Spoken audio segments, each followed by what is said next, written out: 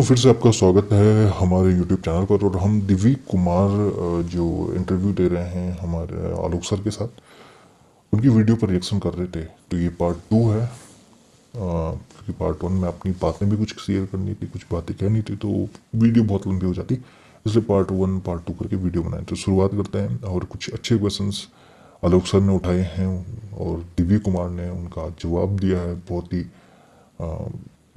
बोलूँगा कि बहुत ही साफ दिल से इन्होंने वो आंसर्स दिए हैं बिना किसी डर से। देखते हैं। और इनकी जो ओरिजिनल वीडियो का लिंक है आप नीचे डिस्क्रिप्शन में मिल जाएगा। में कुछ बोले भी रिलीजन पे चुप रहना है, उसका आगे से जवाब नहीं देना है। तो हमें इस तरीके हम कुछ बोलने उससे पहले तो माँ बाप ही हमें ये बोल के सिखा के भेजते थे स्कूल। तो वो कभी नौबत ही नहीं है कि हम लोग कंप्लेन करें। हाँ, बुरा फील करते थे जैसे जैसे आहिस्ता आहिस्ता बड़े होते गए, अपने रिलीजन के बारे में जब पढ़ते हैं, टीचिंग्स लेते हैं घर वालों से, बुक्स पढ़ते हैं हमारी रिलीजियस, तो फिर आहिस्ता आहिस्ता फिर समझ आने लगती है कि बुरा भी लगता है, एक इन्फ्योरिटी वाला कॉम्प्लेक्स भी आता है। और फिर आपके साथ एक तो ये चीजें तो हो रही हैं, फिर आपके साथ सोसाइटी पे भी डेली कुछ ना कुछ हो रहा है, या न्यूज भी आप पढ़ रहे हैं।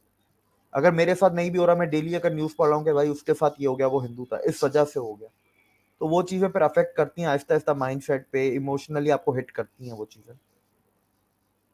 अच्छा, जब आप बड़े हुए, समझदार हुए, या उससे पहले अ, कभी कुछ ऐसा हुआ कि आपके साथ जो क्लास में पढ़ रहे हैं, जो लोग आपके साथ हैं, कभी उन्होंने हिंदू होने की वजह से आपको कुछ कहा हो, बोला हो? क्योंकि किताबों में तो वो भी पढ़ रहे हैं। तो क्या कभी आपका मजाक बनाया गया हो, या कभी कुछ आपको डराया धमकाया गया हो? कुछ ऐसे भी वाकयात हुए होंगे। मैं मेरे ऊपर पर्सनली एक ही दफा हिट किया था स्कूल में, कि वो क्लास में होते हैं ना, दो बच्चों के ग्रुप होते हैं, तो एक ग्रुप को वो लड़ाई होती थी, तो वो उसने फिर मेरे ऊपर ये इल्जाम लगा दिया और टीचर को जाके कमरे, वो ये बोल रहा है मक्का के बारे में। तो टीचर को पता था कि हमारे झगड़े होते हैं, क्योंकि उससे पहले भी हम बहुत दफा प्रिंसिपल के ऑफिस में हमारी पेशियां लग चुकी थी।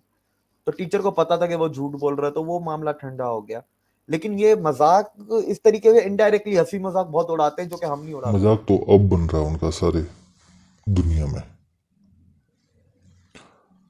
ठीक है, अच्छा है, हंस लो, कभी बंदर बोल के, कभी कुछ बोल के, लेकिन जो सच है वो सच है। मजाक तुम्हारा बन रहा है सारी दुनिया में।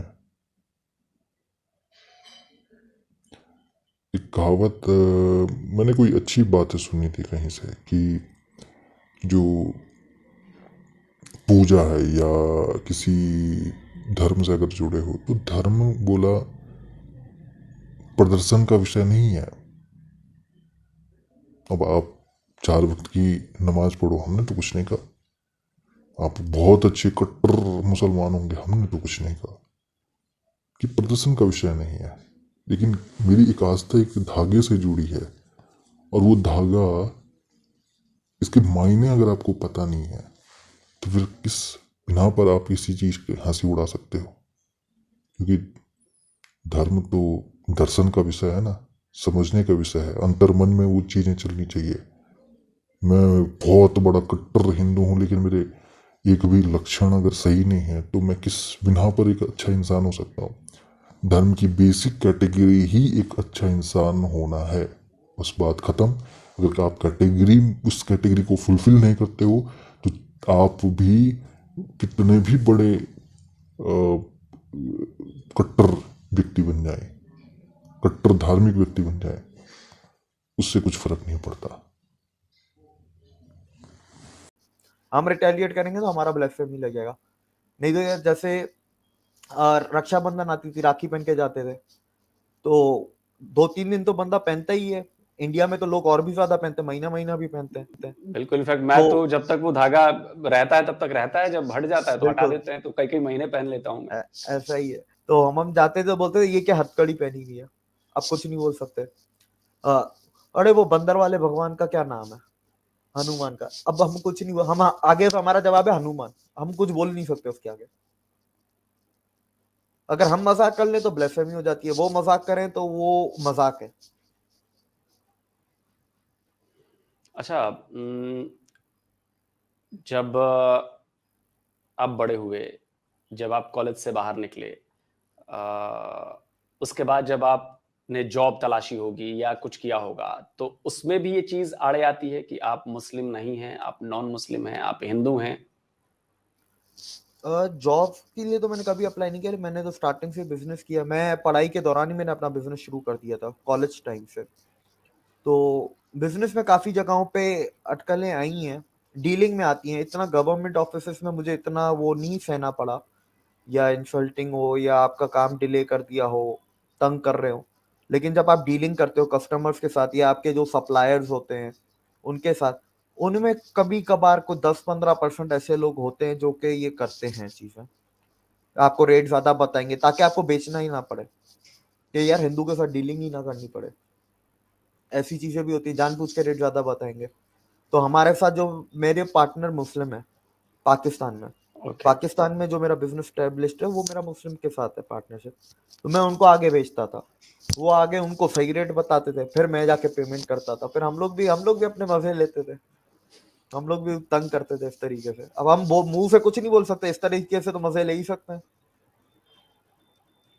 अच्छा, अभी एक रिपोर्ट आई है पाकिस्तान में, वहाँ की एक संस्था है the centre for social justice. उसने अपनी रिपोर्ट में एक गजब की बात कही है। उसने कहा है कि जो पिछले साल यानी साल 2022 में जो वहाँ की टेक्स्ट बुक्स हैं उनमें एंटी हिंदू या एंटी माइनॉरिटी कंटेंट में कहूं उसको बढ़ा दिया गया। तो मतलब आप जहां नए दौर में जी रहे हो, दुनिया कहां जा रही है, आप वहां पे अभी भी इन चीजों को बढ़ावा दे रहे हो। मतलब स्टेट की तरफ से हुआ ना ये तो, स्टेट स्पॉन्सर है ये बिल्कुल तो कि ये मतलब इमरान समझ खान नहीं जो आता कि ये पॉलिसी लाए थे जी, हम्म ये इमरान खान जो पॉलिसी लाए थे, ये वो जब अफेक्ट में आई तो वो ये सारी चीजें उसमें बढ़ी हैं। लेकिन अब उसका कुछ कर नहीं सकते, पाकिस्तान खत्म हो चुका है। आपका जब एक भी पिलर सही होता है तब जाके आप बिल्डिंग को कुछ ना कुछ रेनोवेट करेंगे, रीबिल्ड करते हैं, रीमॉडल करते हैं। जब कुछ भी नहीं होता तो बिल्डिंग को डिमोलिश कर दिया जाता है। और अगर हिस्टोरिकली टेक्निकली देखा जाए तो जब इलीगल लैंड पे जो चीज होती है उसको तो फिर बिल्डोजर पे ही चला दिया जाता है।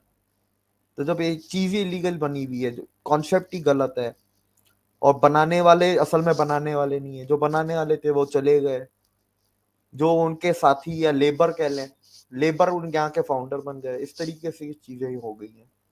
हिस्ट्री कभी सही पढ़ाई नहीं गई, और किताबों का रुझान नहीं है। अभी तो मेरे हिसाब से मेरे को बुक्स अगर चाहिए मैं बाहर से मंगवानी पड़ती है, पाकिस्तान में मुझे बुक्स नहीं मिलती।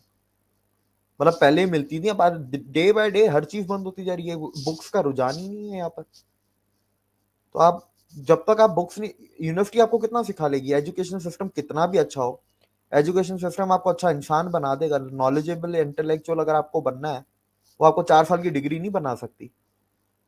उसके लिए आपको पढ़ना बिल्कुल। है, कुछ करना है। यूट्यूब यूज करेंगे, इंटरनेट यूज करेंगे, तो आपको, आपने भी रिपोर्ट्स देखी, आपने उस पर रिएक्ट भी किया कि Pakistan is number 1 in watching the porn. उसके अलावा अगर यूट्यूब पे जाएंगे, हंसी मजाक चुटकुले देख रहे हैं, स्टैंड अप कॉमेडी देखो, कोई बात नहीं, वो भी जिंदगी का सर, मैं भी देखता हूँ ये हर चीज। लेकिन साथ में कभी इंटेलेक्चुअल वीडियोस भी यूट्यूब पे देख लो, जो बड़े बड़े लोग दुनिया हर मुल्क के बैठे हैं। ये नहीं कि इंडिया के देखो, पाकिस्तान के, हर किसी का देखो आप, हर किसी का परसेप्शन अलग होता है। मतलब इनफैक्ट मैं यूट्यूब का इतना बड़ा शुक्रगुजार हूँ। मैं जिनकी किताबें कम से कम बहुत नहीं मिलती हैं, जैसे कार्ल सागन थे, बहुत बड़े साइंटिस्ट, राइटर, मतलब आप जो उनको कह लो, तो उनकी ना मुझे बातें सुननी थी। अब सुन तो सकता नहीं था, तो किताबें जो मिली यहाँ पे उसको पढ़ा मैंने, लाइब्रेरी में ढूंढता था, मिल जाती थी। यूट्यूब आने से क्या हुआ कि उनके वीडियोस आए, जो उनके लेक्चर्स थे, जो वो चीजों को बता रहे हैं, मुझे सुन के उससे इतनी ज्यादा नॉलेज मिली साइंस के बारे में, इंडिया के बारे में, हिंदुइज्म के बारे में, या दूसरी चीजों पर जहां भी उन्होंने बात की है।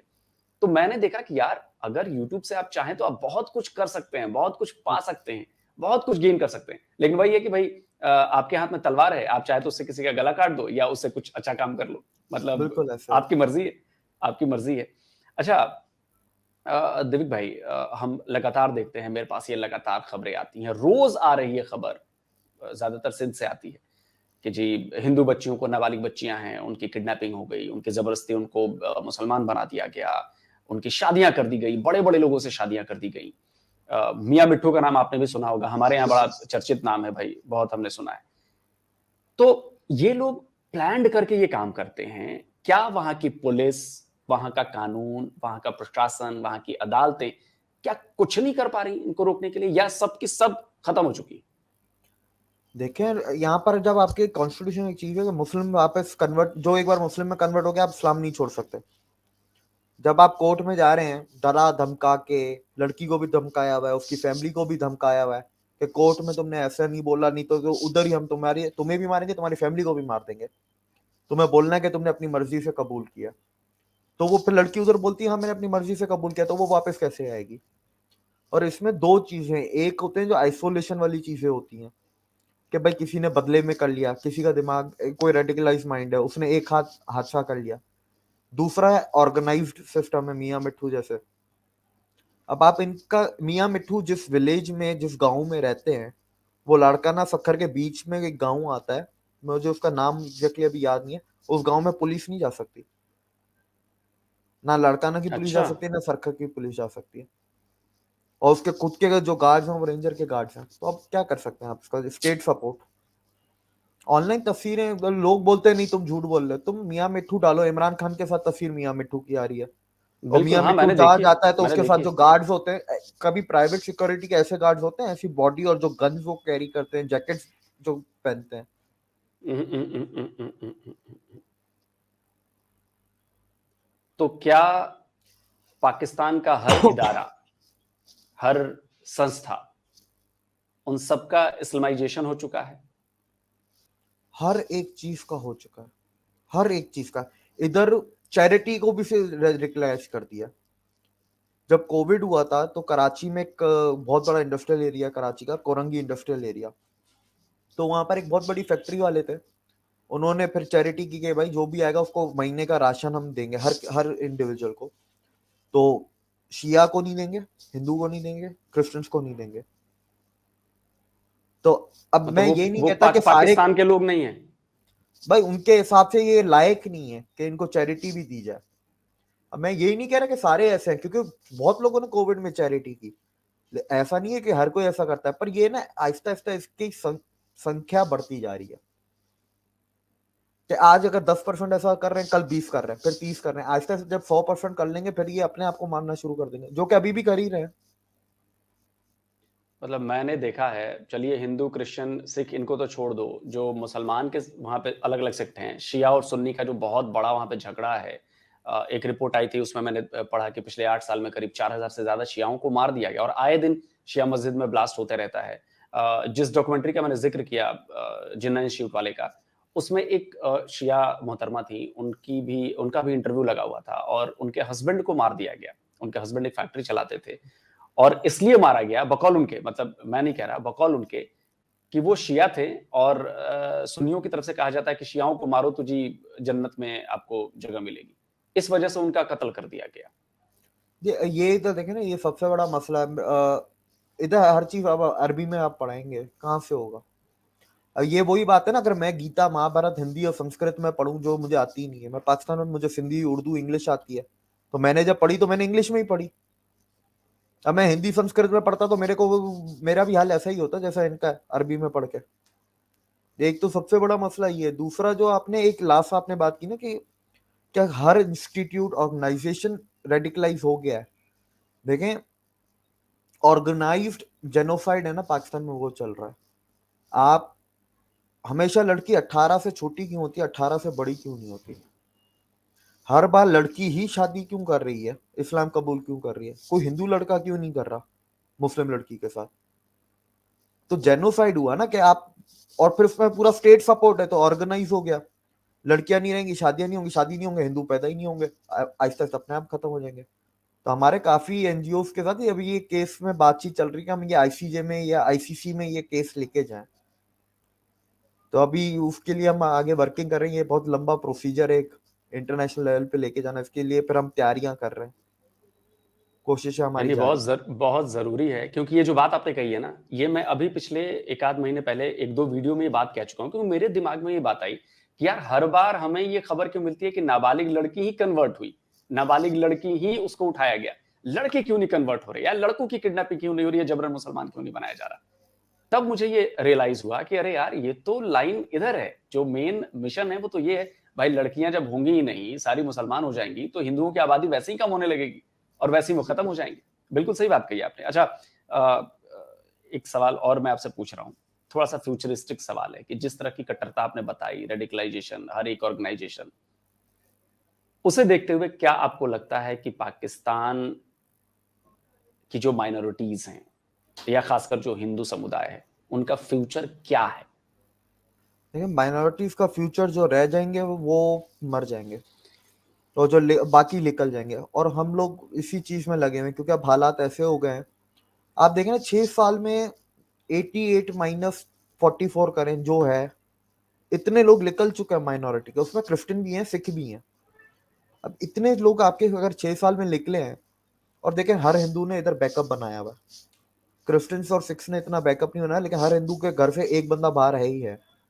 भाई ये कि गरीबों को, जो गरीब हिंदू हैं उनके घर से बाहर नहीं है, और हम लोग काम ही सिर्फ गरीब हिंदुओं के लिए कर रहे हैं। तो अमीर हिंदू या मिडिल क्लास हिंदू जब चाहे वो निकल सकता है, उसके घर में से एक बंदा हमेशा बाहर होगा, पाकिस्तान में नहीं होगा। और फॉर उसको, उसका सिर्फ पर्पस ही यही है कि बैकअप, बाहर जाने का बैकअप। उसका पर्पस ये नहीं है कि यार अच्छी नौकरी है या एजुकेशन अच्छी है, पहला मकसद ये होता है कि बैकअप बनाना है अपनी फैमिली का, बाहर निकलने का। इनफैक्ट आपकी बातें भी मैंने सुनी थी जिस वीडियो पर रिएक्ट किया, तो आपने भी कहा कि मेरी फैमिली भी, मैं भी शिफ्ट हो चुका हूं वहां से, पाकिस्तान से। ये मेरी फैमिली में से कभी कोई बाहर गया नहीं पढ़ने, लेकिन मैंने जब बिजनेस शुरू किया और आहिस्ता आहिस्ता जब मैं हालात मार्केट में देखता था आगे पीछे लोगों से, क्योंकि देखिए आप बिजनेस में हर हर तबके के लोग से मिल रहे हैं, आप पढ़े लिखे से भी मिल रहे हैं, आप अनपढ़ से भी मिल रहे हैं, रूरल में भी मिल रहे हैं, और अगर इनकम वाइज देखें तो इनकम वाइज भी आप हर तबके से मिल रहे हैं। तो जो चीजें मैंने देखी, मैंने रियलाइज की, मैंने आहिस्ता आहिस्ता पे शिफ्ट करना शुरू किया उस चीजों को। तो हम लोग तो फिर एक ही झटके में गए ना, पूरी फैमिली, हमारा कोई बैकअप क्या था नहीं वैसे, एक ही झटके में गए, मतलब सारी फैमिली सिटीजनशिप लेके गई। मतलब मुझे ये आपसे ये सवाल पूछते हुए बड़ा अजीब सा लग रहा है, क्योंकि मैं कभी सपने भी नहीं सोच सकता कि मैं जहाँ का रहने वाला हूँ, जहाँ पुरखे मेरे पैदा हुए, मतलब कई पीढ़ियां यहाँ पे खप गई, उस जमीन को छोड़कर मुझे जाना पड़ा, मतलब अपने घर को, अपने देश को छोड़कर मैं कहीं चला जाऊं। कैसा लगता होगा ऐसा, मतलब? सर ये जाने का डिसीजन भी मैंने 2018 में लिया था। 2018 तक अगर मेरे मेरे घर वाले मुझे कहते थे कि यार तुम बाहर चले जाओ, तुम जाओ फिर तुम्हारे पीछे हम आ जाएंगे, बोलता था नहीं यार, दुनिया घूमनी है, रहना है इधर सिंध में है, पाकिस्तान में रहना है, क्यों मुझे इधर ही रहना है, इधर ही काम करना है। लेकिन 18 के बाद, 18 में फिर मैंने फैसला ले लिया कि भाई अब तैयारी करो, अब लिख लो। क्योंकि ये जब इमरान खान आया, और इमरान खान की पहली जो हरकत थी, जो उसने पहले ही दिन ही की, मियां आतिफ जो थे इकोनॉमिस्ट इनके पैनल में, उनको इन्होंने दबाव में आके निकाल दिया, जो अहमदिया थे।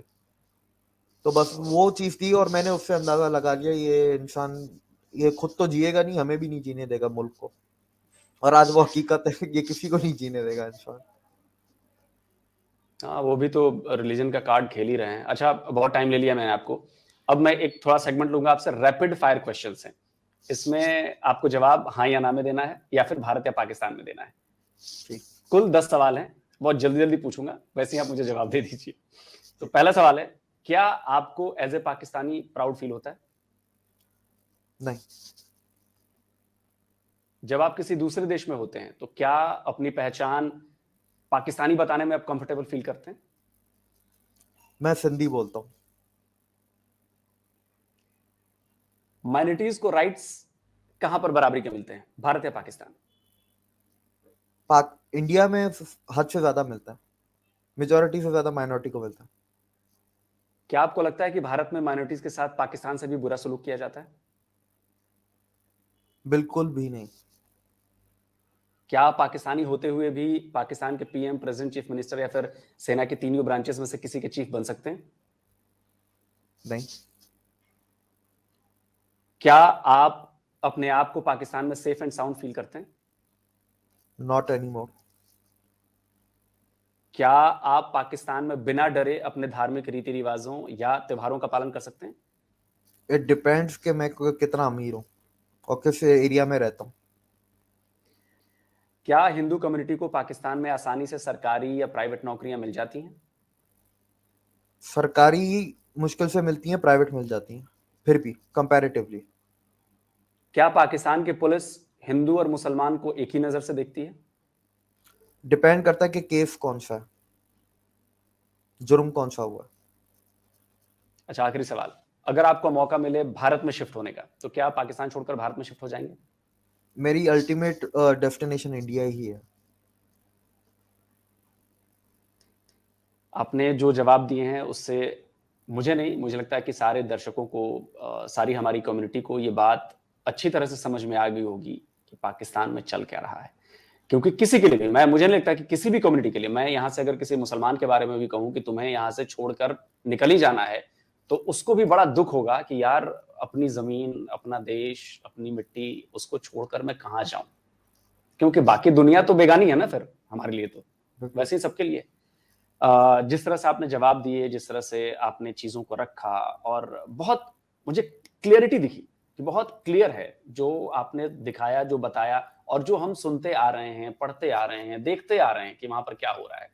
मुझे याद है कि अभी आपने बात कही कि एक बार जब आप कन्वर्ट हो गए तो वापस नहीं जा सकते।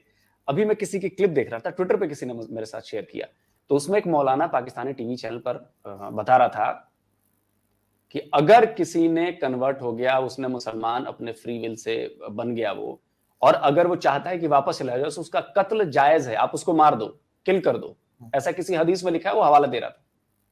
देखिए, फ्री विल को आप कैसे प्रूव करेंगे? आप ये तो प्रूव कर देंगे कि वो इस्लामिक है या मुस्लिम है। फ्री विल को आप कैसे प्रूव करेंगे कोर्ट में? कोर्ट चलती है टेक्निकल एविडेंस पे। ये तो सर्कमस्टेंशियल एविडेंस हो गया ना कि नहीं, ये इसकी फ्री विल थी नहीं थी। कोर्ट के सामने सब बराबर है। और वो आप नाप नहीं सकते कि फ्री विल थी कि नहीं थी, कोई पैमाना नहीं है इसका। बिल्कुल सही बात है। दिलीप भाई, बहुत अच्छा लगा आपसे बात करके, और बहुत ही जबरदस्त बातचीत हुई, और बहुत जबरदस्त हमें तस्वीर सामने देखने को मिली कि पाकिस्तान और वहाँ के माइनॉरिटीज के साथ क्या हो रहा है। बहुत बहुत थैंक यू कि आप मेरे शो पर आए, और मुझे लगता है कि भविष्य में भी मैं आपको परेशान करता रहूंगा, कभी कभी जब जरूरत पड़ी आपसे आपकी राय के लिए। जी जी बिल्कुल, शुक्रिया, आपने मेरे को बुलाया, मेरे को मौका दिया। मैं भी आपको काफी टाइम से फॉलो कर रहा हूँ, मैं आपके काम का बहुत बड़ा फैन हूँ, तो धन्यवाद, आपने मेरे को इस लायक समझा के मुझे बुलाया अपने शो पे। अरे नहीं नहीं देख भाई, मतलब पहली बार मैंने आपका वीडियो देखा, और मैंने अपने रिएक्शन में भी कहा था कि आपने गजब की बातें की हैं, बहुत क्लैरिटी से बातें की हैं, और बहुत निडरता से बातें की हैं, और ये बहुत कम लोगों में देखने को मिलता है, बहुत कम लोगों में देखने को मिलता है। तो थैंक यू आपका शो पर आने के लिए। जय श्री राम। जय Shri Ram sir, thank you.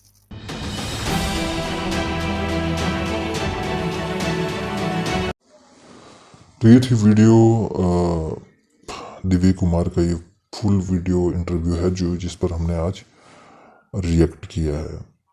और यह क्या कहें, जितनी भी चीज़ें कहें कम है, क्योंकि बेसिकली उन्होंने हर एक चीज़ का जवाब दे चुका है। और जो रैपिड राउंड जो खेला है अभी सवालों की, 10 सवालों के जवाब जो इन्होंने हाँ और ना, इंडिया या पाकिस्तान में दिया है, तो इसी से आपको अंदाज़ा लगाना चाहिए कि उस देश के अंदर एक माइनॉरिटी का होना कितना बड़ा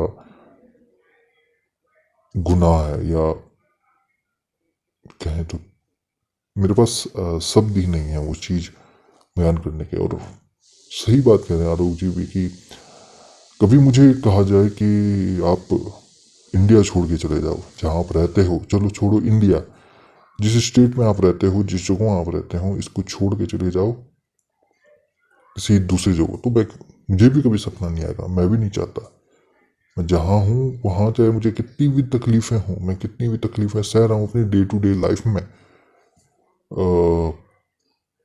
फिर भी मन नहीं करता उस देश से जाने के लिए। लेकिन ये स्टेप जो दिव्य जी बता रहे हैं, 2018 में इन्होंने सोचना शुरू कर दिया, 2018, और 18, 19, 20, 21, 22, 23, 6 साल हुए हैं। दिव्य जी इससे पहले मैंने ना किसी इंटरनेट चैनल पर देखे, ना किसी यूट्यूब चैनल पर इनका इंटरव्यू देखा। तो 5 साल के अंदर जब इनकी फैमिली, 5-6 साल में जब इनकी फैमिली पाकिस्तान छोड़ के निकल गई हैं, तब दिव्य जी ऑन कैमरा ये सब चीज़ें खुल कर कह पा रहे हैं। तो कितनी मतलब सोचनीय बात है, और दुख की बात भी है। कोई नहीं चाहता कि अपना घर बार छोड़ के कहीं चला जाए। हाँ, इच्छा हो सकती है, मैं इच्छा से गया, या मजबूरी से कोई नहीं, जब या मजबूरी कुछ ज़्यादा ही हो तो तब जाएगा, जब कुछ ज़्यादा ही दिक्कत हो।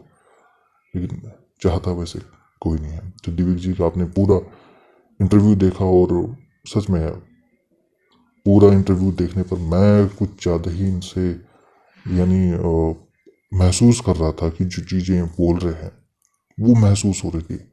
दिव्य भी पर्सनालिटीज़ को हमने लाखों वीडियो देखी हैं, लाखों बार हमने इंटरव्यूज़ को देखा है, हम बहुत सारी चीज़ें इंटरनेट पर दुनिया भर के देखते रहते हैं, लेकिन फिल्म का एक पार्ट होता है ना जहाँ पर हम इमोशनल हो जाते हैं।